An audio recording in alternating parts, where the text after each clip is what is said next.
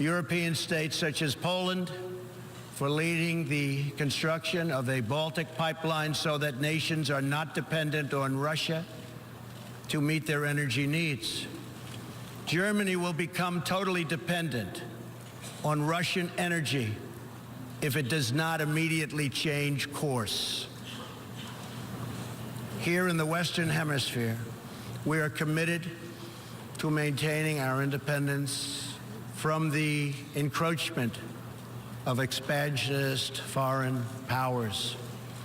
It has been the formal policy of our country since President Monroe that we reject the interference of foreign nations in this hemisphere and in our own affairs. The United States has recently strengthened our laws to better screen foreign investments in our country for national security threats. And we welcome cooperation with countries in this region and around the world that wish to do the same. You need to do it for your own protection. The United States is also working with partners in Latin America to confront threats to sovereignty from uncontrolled migration. Tolerance for human struggling and human smuggling and trafficking is not humane. It's a horrible thing that's going on at levels that nobody has ever seen before. It's very, very cruel. Illegal immigration funds criminal networks, ruthless gangs, and the flow of deadly drugs. Illegal immigration exploits vulnerable populations, hurts hardworking citizens, and has produced a vicious cycle of crime, violence, and poverty. Only by upholding national borders, destroying criminal gangs, can we break this cycle and establish a real foundation for prosperity. We recognize the right of every nation in this room to set its own immigration policy in accordance with its national interests, just as we ask other countries to respect our own right to do the same, which we are doing. That is one reason the United States will not participate in the new global compact on migration. Migration should not be governed by an international body unaccountable to our own citizens. Ultimately, the only long-term solution to the migration crisis is to help people build more hopeful futures in their home countries, make their countries great again. Currently, we are witnessing a human tragedy, as an example, in Venezuela. More than 2 million people have fled the anguish inflicted by the socialist Maduro regime and its Cuban sponsors. Not long ago, Venezuela was one of the richest countries on earth. Today, socialism has bankrupted the oil-rich nation and driven its people into abject poverty. Virtually everywhere socialism or communism has been tried, it has produced suffering, corruption, and decay. Socialism's thirst for power leads to expansion, incursion, and oppression. All nations of the world should resist socialism and the misery that it brings to everyone. In that spirit, we ask the nations gathered here to join us in calling for the restoration of democracy in Venezuela. Today, we are announcing additional sanctions against the repressive regime, targeting Maduro's inner circle and close advisors. We are grateful for all of the work the United Nations does around the world to help people build better lives for themselves and their families. The United States is the world's largest giver in the world by far of foreign aid, but few give anything to us. That is why we are taking a hard look at U.S. foreign assistance. That will be headed up by Secretary of State Mike Pompeo. We will examine what is working, what is not working, and whether the countries who receive our dollars and our protection also have our interests at heart. Moving forward, we are only going to give foreign aid to those who respect us and, frankly, are our friends. And we expect other countries to pay their fair share for the cost of their defense. The United States is committed to making the United Nations more effective and accountable. I have said many times that the United Nations has unlimited potential. As part of our reform effort, I have told our negotiators that the United States will not pay more than 25% of the UN peacekeeping budget. This will encourage other countries to step up, get involved, and also share in this very large burden. And we are working to shift more of our funding from assessed contributions to voluntary, so that we can target American resources to the programs with the best record of success. Only when each of us does our part and contributes our share can we realize the UN's highest aspirations. We must pursue peace without fear, hope without despair, and security without apology. Looking around this hall, where so much history has transpired, we think of the many before us who have come here to address the challenges of their nations and of their times. And our thoughts turn to the same question that ran through all their speeches and resolutions, through every word and every hope. It is the question of what kind of world will we leave for our children, and what kind of nations they will inherit.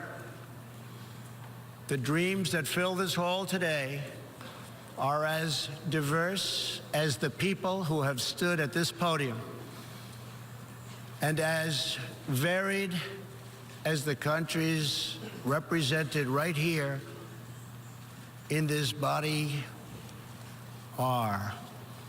It really is something. It really is great, great history. There is India, a free society, over 1 billion people, successfully lifting countless millions out of poverty and into the middle class. There is Saudi Arabia, where King Salman and the Crown Prince are pursuing bold new reforms. There is Israel, proudly celebrating its 70th anniversary as a thriving democracy in the Holy Land. In Poland, the great people are standing up for their independence, their security, and their sovereignty. Many countries are pursuing their own unique visions, building their own hopeful futures, and chasing their own wonderful dreams of destiny, of legacy, and of a home. The whole world is richer. Humanity is better because of this beautiful constellation of nations, each very special, each very unique, and each shining brightly in its part of the world.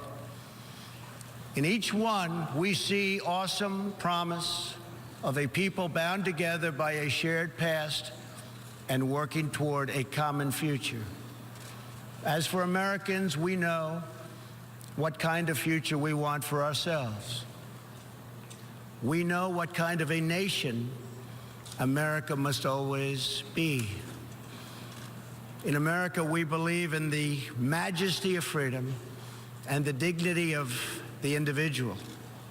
We believe in self-government and the rule of law, and we prize the culture that sustains our liberty, a culture built on strong families, deep faith, and fierce independence.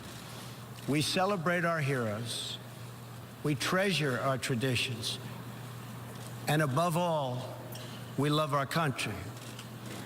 Inside everyone in this great chamber today, and everyone listening all around the globe, there is the heart of a patriot that feels the same powerful love for your nation, the same intense loyalty to your homeland. The passion that burns in the hearts of patriots and the souls of nations has inspired reform and revolution, sacrifice and selflessness, scientific breakthroughs, and magnificent works of art. Our task is not to erase it, but to embrace it, to build with it, to draw on its ancient wisdom, and to find within it the will to make our nations greater, our region safer, and the world better. To unleash this incredible potential in our people, we must defend the foundations that make it all possible. Sovereign and independent nations are the only vehicle where freedom has ever survived, democracy has ever endured, where peace has ever prospered. And so we must protect our sovereignty and our cherished independence above all. When we do, we will find new avenues for cooperation unfolding before us. We will find new passion for peacemaking rising within us. We will find new purpose, new resolve, and new spirit flourishing all around us, and making this a more beautiful world in which to live. So together, let us choose a future of patriotism, prosperity, and pride. Let us choose peace and freedom over domination and defeat. And let us come here to this place to stand for our people and their nations, forever strong, forever sovereign, forever just, and forever thankful for the grace and the goodness and the glory of God. Thank you, God bless you, and God bless the nations of the world. Thank you very much. Thank you. The President of the United States, Donald Trump, addressing the UN General Assembly. Vonnie, a very different speech to the last one he delivered. Very different. A lot of rhetoric in that speech. A little bit of market volatility around it as well. Just a little bit. We're seeing the dollar is just softening slightly right now. It was interesting to see the muted reaction, the President starting and ending the speech on America first. But he said a couple of things that were a little bit belligerent about Iran. For example, he talked about how the Iranian people are outraged because their leaders have looted the religious endowments. And he talked about Germany as well, Guy, which is interesting. He actually said that Germany will become totally dependent on Russian energy. He's got an issue with the Nord Stream 2 pipeline. He's vocalized this in the past. The Germans are sticking with it. They don't seem, and they took a shot at the German delegation there who had grins on their faces while he was making that comment. But it is an issue between the two nations, that Nord Stream pipeline. Let's bring in a couple of people who have been also watching the speech. Bloomberg State Department reporter Nick Wadhams, and to look at market reaction, we have Romain Bostic.